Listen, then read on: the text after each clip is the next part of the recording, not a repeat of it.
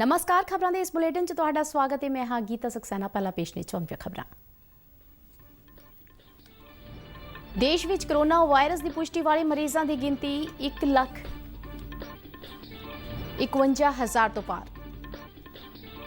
भारत विच corona महामारी तो सेहतयाब होने की दर 42.45% हुई। कोरोना वायरस कारण 4,337 व्यक्तियों की मौत।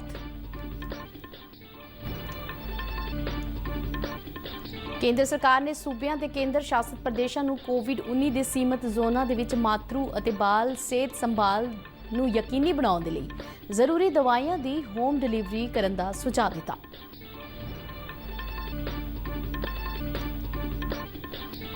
केंद्र ने सूबा सरकारां नूं विदेशों तो परते भारतीयों तो होटल प्रबंधकों वल्लों क्वारंटीन दे लई 7 दिनां दे अगाऊं वाधू वसूले गए पैसे वापस करन नूं यकीनी बनाउण दे निर्देश दिते।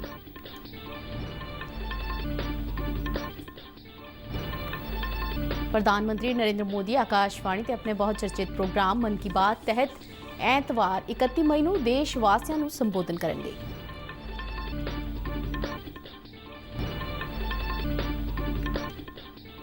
केंद्रीय मंत्री रविशंकर प्रसाद ने राहुल गांधी ते झूठ का सहारा लैके देश को गुमराह करन अते कोविड-19 महामारी विरुद्ध जंग को कमजोर करन दा इल्जाम लगाया।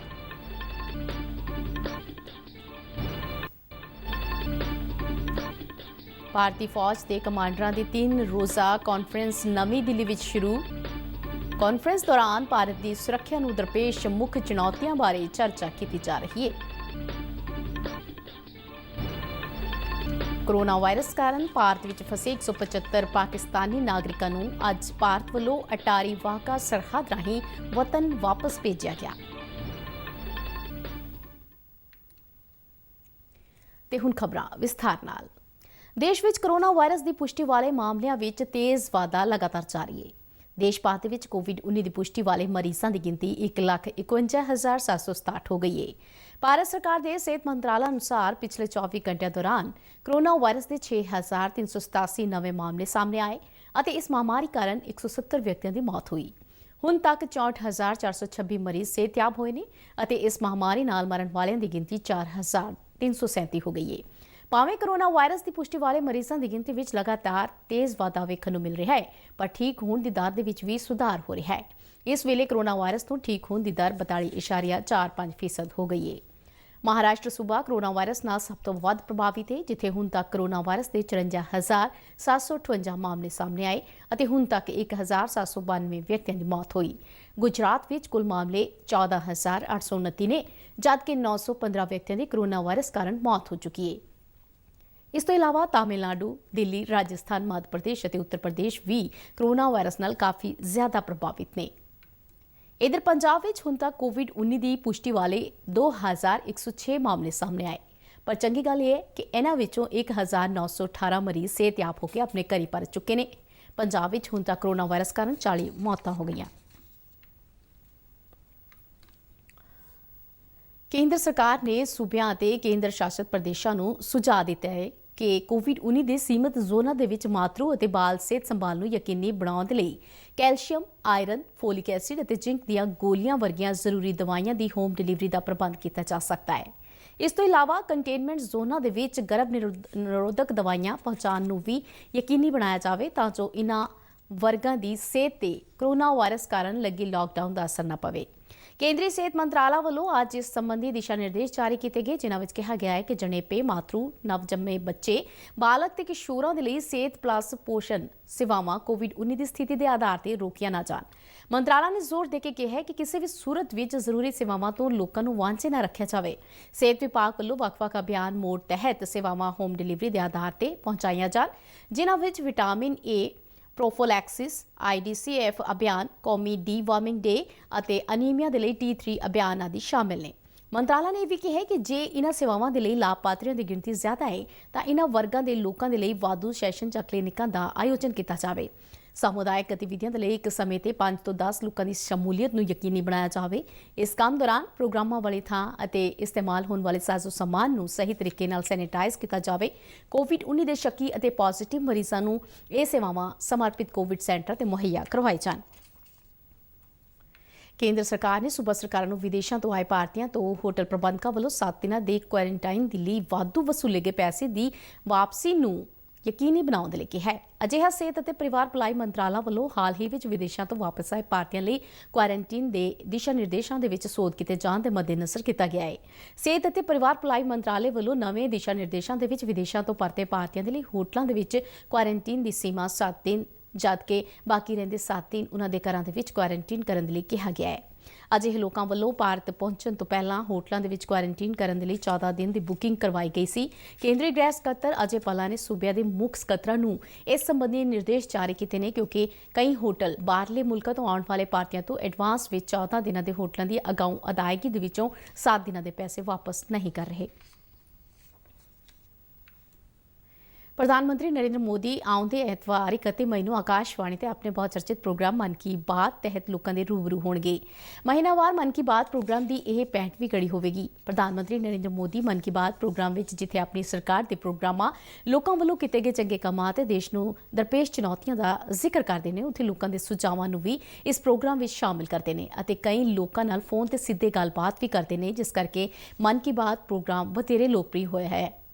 ਮਨ ਕੀ ਬਾਤ ਪ੍ਰੋਗਰਾਮ ਆਕਾਸ਼ਵਾਣੀ ਤੇ 31 ਮਈ ਨੂੰ ਸਵੇਰੇ 11 ਵਜੇ ਸ਼ੁਰੂ ਹੋਵੇਗਾ, ਜਿਸ ਨੂੰ ਦੂਰਦਰਸ਼ਨ ਦੇ ਸਾਰੇ ਹੀ ਚੈਨਲਾਂ ਤੇ ਵੀ ਦੇਖਿਆ ਜਾ ਸਕਦਾ ਹੈ। ਮਨ ਕੀ ਬਾਤ ਪ੍ਰੋਗਰਾਮ ਦੇ ਤੁਰੰਤ ਬਾਅਦ ਡੀਡੀ ਪੰਜਾਬੀ ਤੋਂ ਇਸ ਪ੍ਰੋਗਰਾਮ ਦਾ ਖੇਤਰੀ ਭਾਸ਼ਾ ਵਿੱਚ ਰੂਪਾਂਤਰ ਪ੍ਰਸਾਰਿਤ ਕੀਤਾ ਜਾਵੇਗਾ, ਜਿਸ ਨੂੰ ਡੀਡੀ ਪੰਜਾਬੀ ਦੇ ਦਰਸ਼ਕ ਰਾਤ 8 ਵਜੇ ਮੁੜ ਵੇਖ ਸਕਣਗੇ।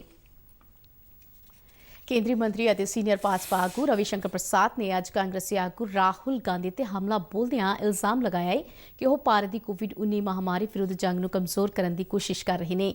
ਨਵੀਂ ਦਿੱਲੀ ਵਿੱਚ ਅੱਜ ਮੀਡੀਆ ਨਾਲ ਗੱਲਬਾਤ ਦੌਰਾਨ ਰਵਿਸ਼ੰਕਰ ਪ੍ਰਸਾਦ ਨੇ ਦੋਸ਼ ਲਗਾਇਆ ਹੈ ਕਿ ਰਾਹੁਲ ਗਾਂਧੀ ਝੂਠ ਦਾ ਸਹਾਰਾ ਲੈ ਕੇ ਦੇਸ਼ ਨੂੰ ਗੁੰਮਰਾਹ ਕਰ ਰਹੇ ਨੇ। ਉਨ੍ਹਾਂ ਕਿਹਾ ਕਿ ਰਾਹੁਲ ਗਾਂਧੀ ਸਮਾਜ ਦੇ ਵਿੱਚ ਨਕਾਰਾਤਮਕਤਾ ਫੈਲਾ ਕੇ ਭਾਰਤ ਦੇ ਕੋਰੋਨਾ ਵਿਰੁੱਧ ਦ੍ਰਿੜ ਇਰਾਦੇ ਨੂੰ ਕਮਜ਼ੋਰ ਕਰ ਰਹੇ ਨੇ ਅਤੇ ਸੰਕਟ ਦੀ ਇਸ ਕੜੀ ਵਿੱਚ ਝੂਠੀਆਂ ਗੱਲਾਂ ਤੇ ਝੂਠੀਆਂ ਖਬਰਾਂ ਫੈਲਾ ਕੇ ਰਾਸ਼ਟਰ ਵਿਰੁੱਧ ਕੰਮ ਕਰ ਰਹੇ ਨੇ। ਉਨ੍ਹਾਂ ਕਿਹਾ ਕਿ ਕਾਂਗਰਸੀ ਆਗੂ ਨੇ ਪਹਿਲਾਂ ਕਿਹਾ ਸੀ ਕਿ ਲਾਕਡਾਊਨ ਕੋਵਿਡ-19 ਦਾ ਹੱਲ ਨਹੀਂ ਹੈ, ਪਰ ਇਸ ਦੇ ਉਲਟ ਕਾਂਗਰਸ ਦੇ ਸ਼ਾਸਨ ਵਾਲੇ ਪੰਜਾਬ ਅਤੇ ਰਾਜਸਥਾਨ ਸੂਬਿਆਂ ਵੱਲੋਂ ਵੀ ਲਾਕਡਾਊਨ ਥਾਪਿਆ ਗਿਆ ਤੇ ਮਹਾਰਾਸ਼ਟਰ ਸਰਕਾਰ ਨੇ ਵੀ 31 ਮਈ ਤੱਕ ਲਾਕਡਾਊਨ ਵਧਾਉਣ ਦਾ ਐਲਾਨ ਕੀਤਾ।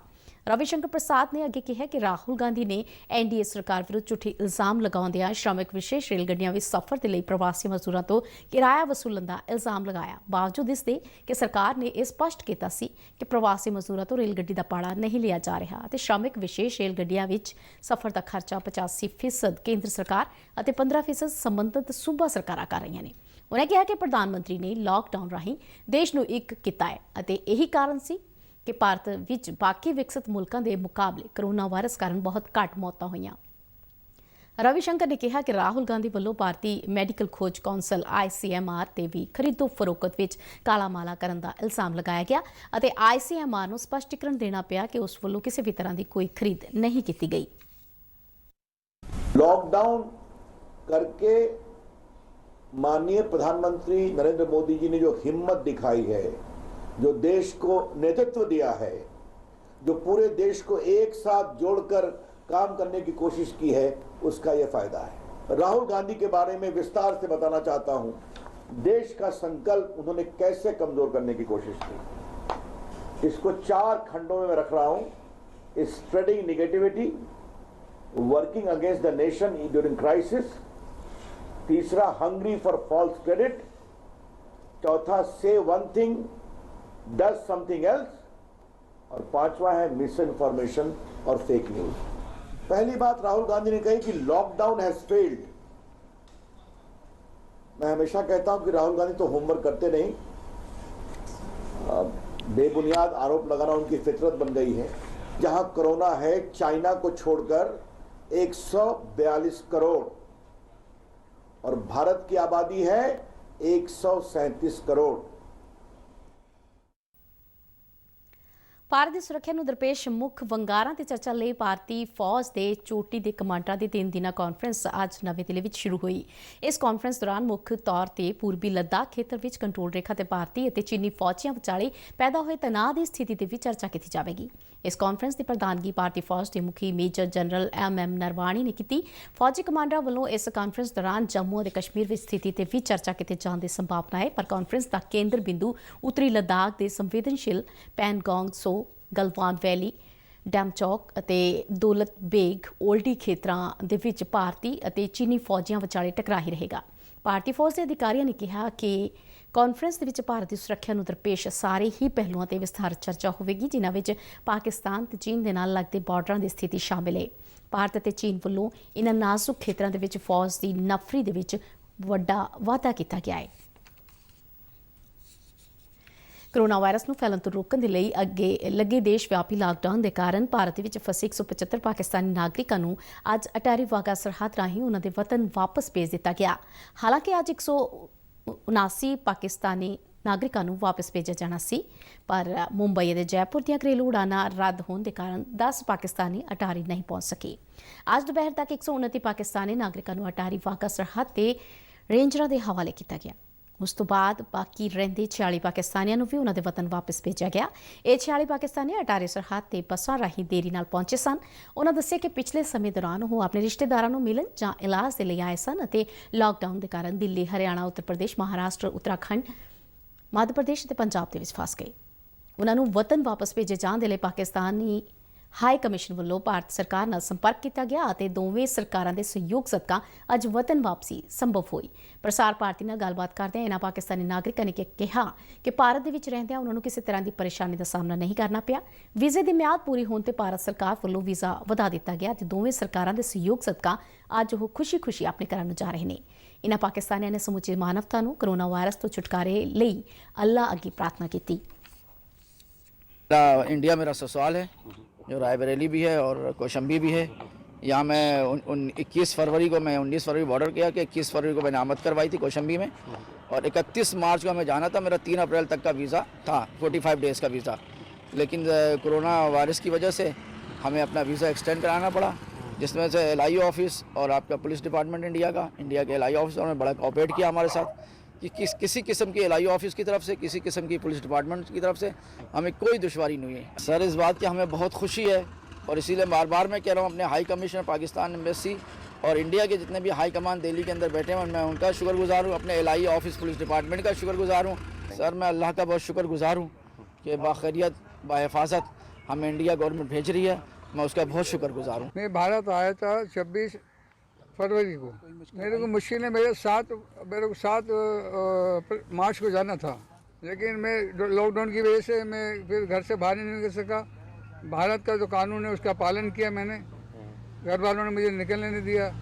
ये बच्चों की मुझे बहुत याद आई। फिर हमने जो रब्ता किया पाकिस्तान हाई कमीशन से, उन्होंने भारत सरकार को अपील की। भारत सरकार का हम शुक्रगुजार है कि उन्होंने हमारी दरख्वास्त पर गौर किया और आज हम पाकिस्तान जा रहे हैं, अपने देश और अपने बच्चों से मिलेंगे। ਜ਼ਿਕਰਯੋਗ ਹੈ ਕਿ ਇਸ ਤੋਂ ਪਹਿਲਾਂ ਵੀ ਭਾਰਤ ਵੱਲੋਂ 250 ਪਾਕਿਸਤਾਨੀ ਨਾਗਰਿਕਾਂ ਨੂੰ ਉਹਨਾਂ ਦੇ ਵਤਨ ਭੇਜਿਆ ਗਿਆ ਸੀ ਅਤੇ ਭਵਿੱਖ ਵਿੱਚ ਵੀ ਵੱਖ-ਵੱਖ ਪੜਾਵਾਂ ਤਹਿਤ ਭਾਰਤ ਵਿੱਚ ਫਸੇ ਹੋਰ ਪਾਕਿਸਤਾਨੀਆਂ ਨੂੰ ਵੀ ਵਤਨ ਵਾਪਸ ਭੇਜਿਆ ਜਾਵੇਗਾ। ਇਸੇ ਤਰ੍ਹਾਂ ਪਾਕਿਸਤਾਨ ਵਿੱਚ ਫਸੇ 208 ਭਾਰਤੀਆਂ ਦੀ ਵਾਪਸੀ ਲਈ ਵੀ ਇਸਲਾਮਾਬਾਦ ਸਥਿਤ ਭਾਰਤੀ ਹਾਈ ਕਮਿਸ਼ਨ ਵੱਲੋਂ ਪ੍ਰਤੀਕਿਰਿਆ ਆਰੰਭ ਕੀਤੀ ਗਈ ਹੈ ਅਤੇ ਆਉਂਦੇ 3-4 ਦਿਨਾਂ ਦੇ ਵਿੱਚ ਇਹਨਾਂ ਦੇ ਭਾਰਤ ਵਾਪਸ ਪਰਤਣ ਦੀ ਪ੍ਰਕਿਰਿਆ ਸ਼ੁਰੂ ਹੋਣ ਦੀ ਸੰਭਾਵਨਾ ਹੈ। ਪੰਜਾਬ ਪ੍ਰਦੇਸ਼ ਕਾਂਗਰਸ ਦੇ ਪ੍ਰਧਾਨ ਸੁਨੀਲ ਜਾਖੜ ਨੇ ਪਾਰਟੀ ਆਗੂਆਂ ਅਤੇ ਵਰਕਰਾਂ ਨੂੰ ਗਰੀਬ ਪਰਿਵਾਰਾਂ ਦੇ ਖਾਤਿਆਂ ਦੇ ਵਿੱਚ ਕੇਂਦਰ ਵੱਲੋਂ 10-10 ਹਜ਼ਾਰ ਰੁਪਏ ਦੀ ਰਕਮ ਭੇਜਣ ਦੇ ਲਈ 28 ਮਈ ਨੂੰ ਸ਼ੁਰੂ ਕੀਤੀ ਜਾਣ ਵਾਲੀ ਆਨਲਾਈਨ ਮੁਹਿੰਮ ਵਿੱਚ ਸ਼ਾਮਲ ਹੋਣ ਦੀ ਅਪੀਲ ਕੀਤੀ ਹੈ। ਕਾਂਗਰਸ ਪਾਰਟੀ ਦੇ ਮੈਂਬਰਾਂ ਤੋਂ ਇਲਾਵਾ ਸੁਨੀਲ ਜਾਖੜ ਨੇ ਲੋਕਾਂ ਨੂੰ ਵੀ ਇਸ ਮੁਹਿੰਮ ਦੇ ਵਿੱਚ ਸ਼ਾਮਲ ਹੋਣ ਦਾ ਸੱਦਾ ਦਿੱਤਾ ਹੈ ਤਾਂ ਜੋ ਕੇਂਦਰ ਦੀ ਮੋਦੀ ਸਰਕਾਰ ਨੂੰ ਗਰੀਬ ਲੋਕਾਂ ਦੀ ਤਰਸਯੋਗ ਹਾਲਤ ਬਾਰੇ ਯਾਦ ਕਰਵਾਇਆ ਜਾ ਸਕੇ। ਕਾਂਗਰਸ ਪਾਰਟੀ 28 ਮਈ ਨੂੰ ਸਪੀਕ ਅਪ ਮੁਹਿੰਮ ਸ਼ੁਰੂ ਕਰਨ ਜਾ ਰਹੀ ਹੈ ਤਾਂ ਜੋ ਗਰੀਬਾਂ, ਪ੍ਰਵਾਸੀਆਂ, ਛੋਟੇ ਕਾਰੋਬਾਰੀਆਂ ਤੇ ਮੱਧ ਵਰਗੀ ਲੋਕਾਂ ਦੀ ਆਵਾਜ਼ ਉਠਾਈ ਜਾ ਸਕੇ। ਕਾਂਗਰਸ ਪਾਰਟੀ ਦੇ ਕੌਮੀ ਬੁਲਾਰੇ ਅਜੇ ਮਾਕਨ ਨੇ ਕਿਹਾ ਕਿ ਭਲਕੇ ਸਵੇਰੇ 11 ਵਜੇ ਤੋਂ ਦੁਪਹਿਰ 2 ਵਜੇ ਤੱਕ ਪਾਰਟੀ ਦੇ ਲੀਡਰ, ਕਾਰਜਕਰਤਾ ਅਤੇ ਹੋਰ ਹਮਦਰਦ ਇਸ ਆਨਲਾਈਨ ਮੁਹਿੰਮ ਨੂੰ ਚਲਾਉਣਗੇ। ਉਹਨਾਂ ਕਿਹਾ ਕਿ ਲੋਕਾਂ ਨੂੰ ਫੇਸਬੁੱਕ, WhatsApp, ਟਵਿੱਟਰ ਅਤੇ Instagram ਵਰਗੇ ਸੋਸ਼ਲ ਮੀਡੀਆ ਪਲੇਟਫਾਰਮਾਂ ਦੇ ਰਾਹੀਂ ਆਪਣੀ ਆਵਾਜ਼ ਚੁੱਕਣੀ ਚਾਹੀਦੀ ਹੈ ਤਾਂ ਜੋ 2 ਮਹੀਨਿਆਂ ਤੋਂ ਵੀ ਵੱਧ ਦੇਸ਼ ਵਿਆਪੀ ਲਾਕਡਾਊਨ ਦੇ ਕਾਰਨ ਆਪਣੀਆਂ ਨੌਕਰੀਆਂ ਤੋਂ ਹੱਥ ਧੋ ਬੈਠੇ ਗਰੀਬ ਅਤੇ ਮਜ਼ਲੂਮ ਲੋਕਾਂ ਦੇ ਲਈ ਕੇਂਦਰ ਸਰਕਾਰ ਵੱਲੋਂ ਨਕਦੀ ਦੇ ਵਿੱਚ ਸਹਾਇਤਾ ਮਿਲ ਸਕੇ। ਇਸ ਦੇ ਨਾਲ ਹੀ ਖਬਰਾਂ ਦਾ ਇਹ ਬੁਲੇਟਿਨ ਖਤਮ ਹੁੰਦਾ ਹੈ। ਇਜਾਜ਼ਤ ਦਿਓ। ਨਮਸਕਾਰ।